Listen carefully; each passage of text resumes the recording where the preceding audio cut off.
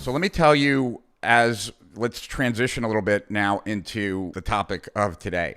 But before I do that, I'm going in that direction by talking about for a second what I was doing in Vegas. And so what I was doing in Vegas, well, the first thing I was doing in Vegas was it was Mike Filsame's birthday, and ever since Mike Filsame moved over to the east coast of Florida, we've been spending a lot more time together. When he was on the West Coast or, in San Diego or even the West Coast of Florida, I didn't see him that much. But now that he's on this side, I've been seeing him a lot, as you saw during those Groove live streams. And so it was his birthday and he wanted to celebrate it in Vegas with a bunch of people. And so we all flew out there. It just so happens that, as I said I think on Tuesday's live stream, that when I learned Theory of Constraints, God knows how many years ago, right? I learned it from this gentleman, not personally. I was self-taught, but I read a lot of books, and I also tracked down some bootleg videos of this guy, Dr. Alan Bernard, teach a South African expert on Theory of Constraints, teaching at this Indian company, to the executives. Theory of Constraints, it was a 2-day workshop. I went through that, and I got it transcribed, and I studied it, and would download all of his presentations as well and look at the slides and learn from it. And he had heard about me but never really checked me out.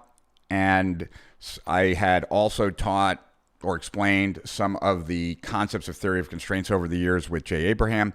And somehow Jay Abraham and Alan hooked up. And when they were talking, Jay mentioned my name and he had said he had heard of me. And so we started talking more, and Alan was really impressed with where, mentally I had went with the content, as well as the insights that I kind of had with the Theory of Constraints and where it was strong, where it was weak, and things like that.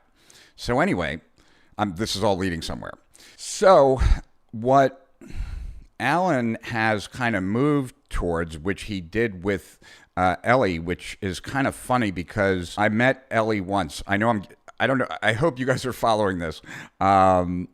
I met Ellie Goldratt once, and Ellie was the creator of Theory of Constraints. And in his materials, he had said that the number one constraint in marketing, in the function of marketing, is the offer. And that if you make an over-the-top offer, which he called the mafia offer, an offer so good that the customer can't refuse, they will take it. And therefore, that's how you break the constraint of marketing. And I disagreed. When I heard it and when I read all the material on it, I still disagreed. And so when I had the chance to meet him at this Theory of Constraints conference in Las Vegas sometime in 2008, I believe, I told him that I thought that the number one constraint in marketing was not the offer. Maybe if I would have bought into that more, maybe my offers would have been stronger a lot sooner and not had to wait almost a decade until I had that experience with the Russell Brunson webinar, for those of you who have heard that story. But I told him that I didn't think that it was the offer, although that would obviously come next after the constraint that I thought there was. And what the constraint that I thought there was attention. And at the end of the day, any successful marketing campaign has to get attention. And I bring that up because where Alan and Ellie eventually got to was, or at least Alan, I'm pretty certain that it was him and Ellie, but I don't remember now in the story that Alan was telling me, that the number one constraint in the businesses that he operates with, which are, Nike and IBM and companies like that, redesigning their supply chain and things like that, is management's attention. And that was another reason that Alan was kind of blown away by what I had done, because I actually had written reports on attention, prior to 2008. Actually, and I want you guys to think about, we talked about in the live stream that we did like about 2 weeks ago about there being a difference between attention capture and paying attention, right? Paying attention does not have the same impact as when you capture someone's attention. Because when you capture someone's attention, they're more likely to go into a flow state, right? they're also not consciously processing what is being said. As you know, well, they're consciously processing, they're not critically analyzing. And that the longer someone pays, like the longer someone's attention is captured, the more bonding happens and the more propensity to accept whatever offer. And I thought it would be a fun experience and to actually spend some time on attention. And so this morning, I started a book that I've been wanting to read forever, but just never had the inclination or a strong enough reason, I guess, or bandwidth of my attention, that I read. I started reading this book. I'm about halfway done, I think. Rapt, R-A-P-T. And it's all about, the quality of your attention at the end of the day is the quality of your life, what you pay attention to, right? The idea is one of the things, right? We've heard this, I think most of you have, that when they do studies of people who become paralyzed and people who win the lottery, neither one, 7 years out, 5 years out, some period of time, is any happier or sadder, which boggles the mind, right? We think that if we won the lottery and we won millions of dollars, that we would be ecstatic, and we would for a period of time. But because of the hedonic treadmill, ultimately we would go back to baseline, right?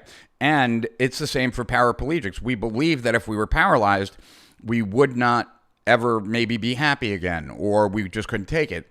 But actually, same length of time out, we are no more unhappy than we were before. Now, that we've heard, I would imagine that most of you have heard that. And even if you've heard it, it might boggle your mind. Like, how can that be? Well, attention is the answer to that. Attention, where you place your attention, becomes the most important thing to you in any given moment, right? So obviously, when you first win the lottery, or if you were first paralyzed, you're going to give a lot of attention to what you can now do that you won the lottery, or what you can't do, right? But just like pain, you can get distracted and you can forget about being in pain. It's the same here. We, over time, spend less attention on things we've grown accustomed to, and therefore what we've grown accustomed to no longer gets our attention, and because it doesn't get our attention, it doesn't have an impact on us. One of the reasons why doing the exercise in a journal of writing what you're grateful for every morning, 5 things, the reason that works, the reason that changes, can raise your level of happiness over time and is a very effective technique to do that, is because you're now directing your attention to what it is, right? You're directing your attention. Totally lost my train of thought there, guys, for a second. When you place your attention on anything, everything else fades out and it becomes very like the core of what you're focused on. So this is incredibly important. And as we kind of think about marketing and knowing that how important attention is, and that attention is incredibly scarce. So I pulled up, and I want to get this. I gotta get this. I want to pull up. Oops. I'm going to pull up my reports, because this to me has been coming for a long time. And actually, I took a picture because as I was taking it out of my iPad, my reports, I was kind of blown away that I wrote the Attention Age Doctrine 1 14 years ago, and I wrote the Attention Age Doctrine 2 13 years ago. So we're talking quite a while. And what's interesting to me is really what I was already seeing and how I was trying to connect the dots.